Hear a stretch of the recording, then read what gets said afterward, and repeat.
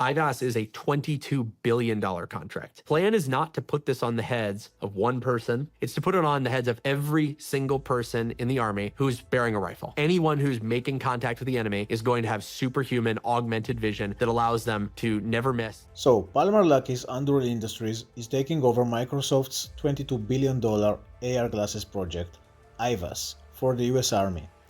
But what does it mean for defense forces? More importantly, can we prototype and test AR use cases, user interfaces, and develop tomorrow's software today, ready to deploy on future AR glasses when they meet military standards? And all this by using today's affordable hardware without breaking the bank. The answer is yes. With budget-friendly VR headsets featuring mixed reality capabilities through AR pass-through, it's absolutely possible. Towards the end of this video, I will show you how to actually create this kind of prototypes and design them using tools such as ShapesXR. But before we dive in, here is me testing a military-grade VR training simulator designed for defense forces by an Israeli startup named Combatica XR.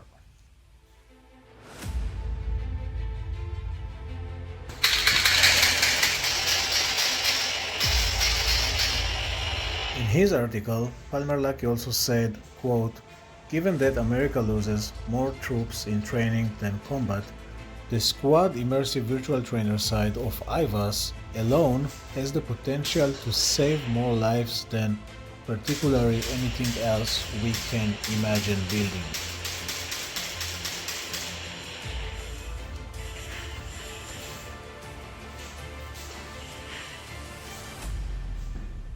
Now, training is only one use case for VR and AR, because there is also the command center use case for high-ranking officers in military and defense forces, in which they can actually use tabletop view to manage the actual battlefield. And with Unreal Industries using their Lattice AI to also do the same thing, it's gonna be way more powerful than any video game that we played and are now coming to VR and AR experiences. So kids of today will be able to actually do these kind of things in future battlefields.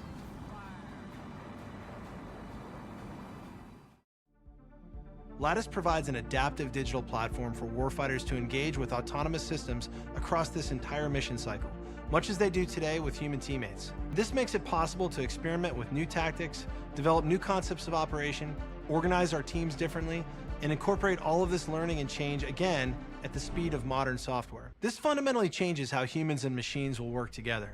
The first thing we built at Anduril is Lattice, a software operating system that enables a small number of people to command larger numbers of robotic systems for national security missions. Lattice does this by providing core software like sensor fusion, target identification and tracking, intelligent networking, and command and control that can be integrated together to solve different missions.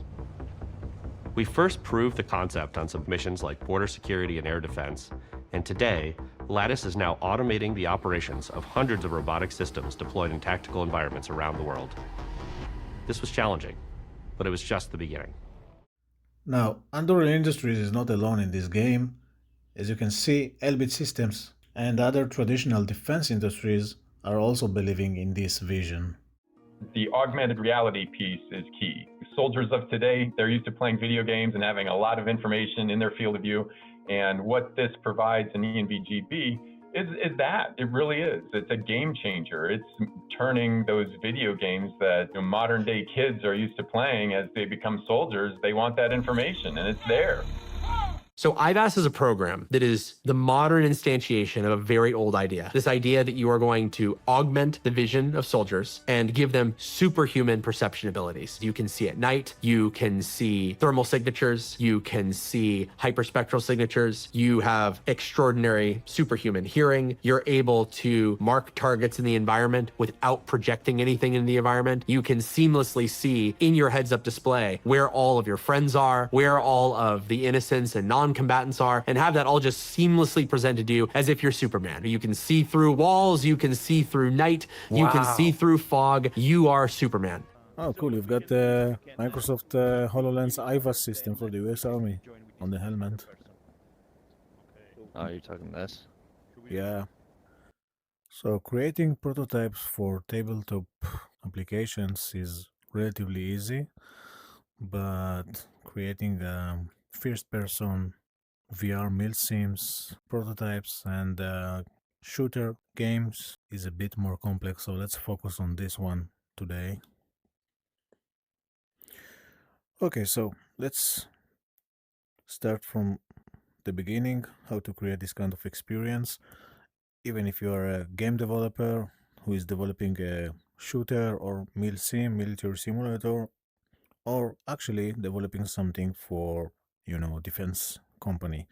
So now, prototyping in ShapesXR is pretty easy, even if you are a game developer and you've got this persona. So that's basically your avatar, basically. So whenever this guy stands, and when you go to prototyping, that's where you're gonna stand. So as you can see, the weapon is quite large compared to the avatar. So you've got to go in, make it smaller, put it in his hands. You're gonna twist it, see that it kind of feels right. Go back to prototyping and see if it's fine. It's still big, so I'm gonna make it a little bit smaller. You can select it and scale it down. You got axes just like in any other 3D modeling application.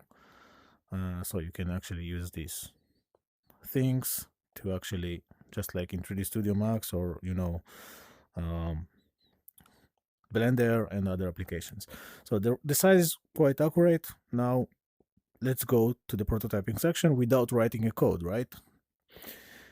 So prototyping stuff, how I can actually, without writing a code, go ahead and use this weapon in VR or AR, because I can switch to VR as well. So right, just now the VR space is actually replacing my actual physical space. So the weapon is here. I'm gonna attach it to my right hand, okay?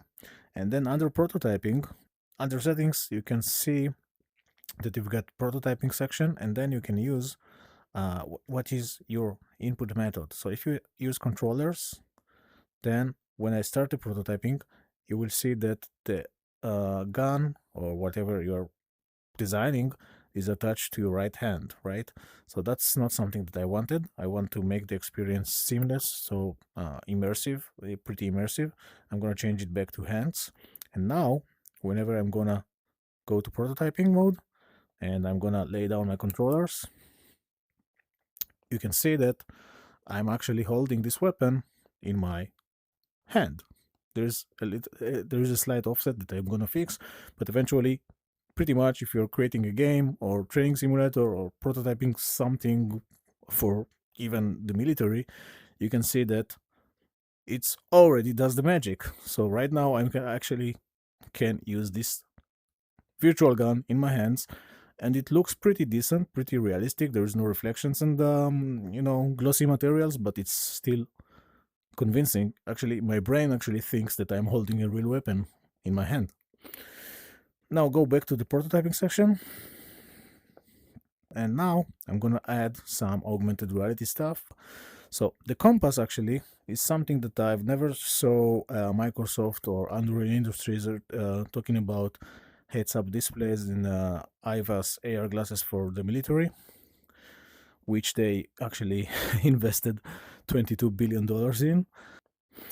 So I'm gonna go to the basic pre-configured items that we have here. I'm gonna use this cylinder.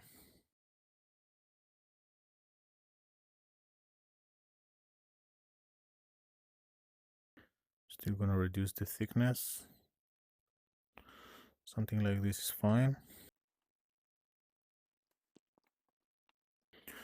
Now I can add the directions. I think it's gonna be a little more on top. The material is gonna be semi-transparent something.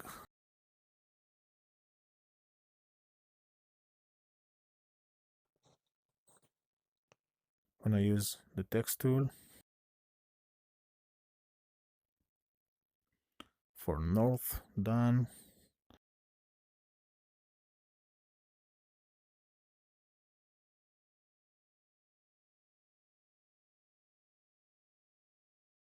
Duplicate, you can also use this one. Duplicate is done. And to stick it to my right, like so. Bring it in and say west, capital W, done. And I'm gonna simply select this thing now. You can use different selection methods. Select the entire thing. I'm gonna group it. Now it's grouped.